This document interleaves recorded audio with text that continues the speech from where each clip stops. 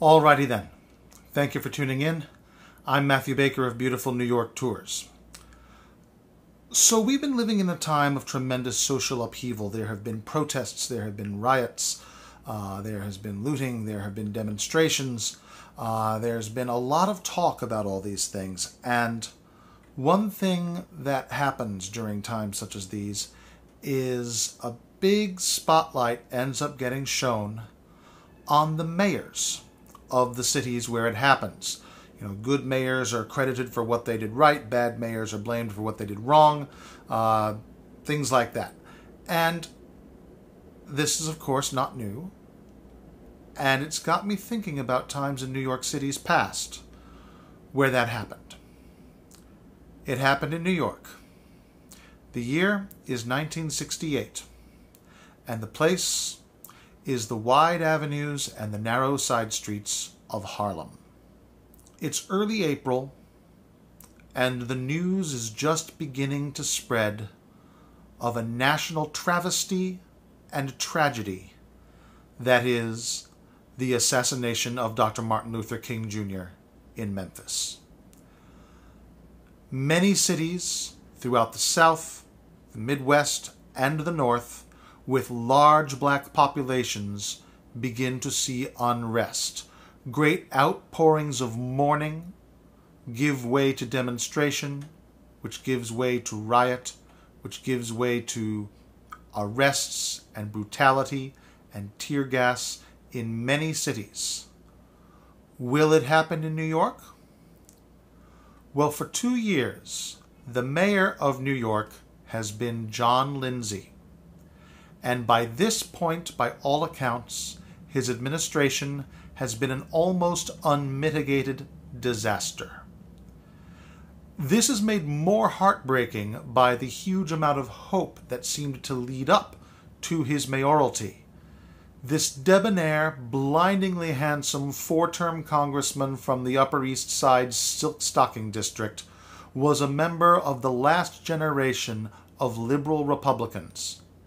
A man of noble intentions and unimpeachable personal integrity, but it didn't take long to realize that all of his inspired and inspiring talk was just that.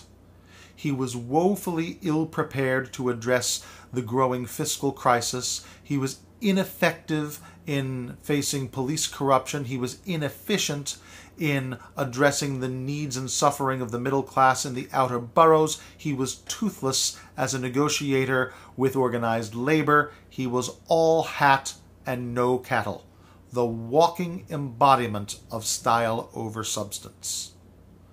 And then came April 4th, 1968. Lindsay, of whom his detractors had said, if you elect a matinee idol mayor, you'll get a musical comedy administration, was attending a Broadway show when he received words that things are getting hairy up in Harlem. He went to Gracie Mansion and discussed the situation with his aides. Many of his aides advised him not to go up to Harlem. They said it was a bad idea. But Lindsay stood firm, saying somebody has to go up there. Somebody white just has to face all that emotion and say, we're sorry. So he got into his car and was chauffeured up to 125th Street, where there were massive crowds from one storefront to the next. Lindsay got out of the car and walked towards the crowds. He was recognized immediately. He had walked in Harlem before. He had won 45% of the black vote by showing up in Harlem and talking to anyone who would cross his path.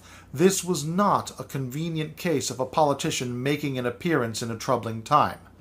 This was a leader choosing to lead. He walked from one street to the next, leading a large group of people from the neighborhood everywhere he went. He held hands with children. He hugged adults. He told people how sorry and how sick he was at the news and how deeply he believed in continuing to move Dr. King's dream forward. By the end of the night, there was an odd fire or two. There was an arrest or two, but nothing concentrated, nothing uncontrollable, and nothing that any of the newspapers would call a riot. In the words of Jimmy Breslin, he looked straight at the people on the streets and he told them he was sick and he was sorry about Martin Luther King. And the poor he spoke to, who are so much more real than the rest of us, understood the truth of John Lindsay. And there was no riot in New York. Later, at a press conference, when the journalists asked Lindsay if his life was ever in danger, he said, "I bet I was safer there than I am here at City Hall with you cats from room 9. And that was the spirit of John Lindsay. It was a high point in an administration that didn't have many of them. These footsteps can definitely be walked once it is safe to do so. Please check me out at Beautiful New York Tours. You can search Beautiful New York Tours on Facebook or email me at baker.tours@yahoo.com. Again, that is baker.tours@yahoo. Thank you very much.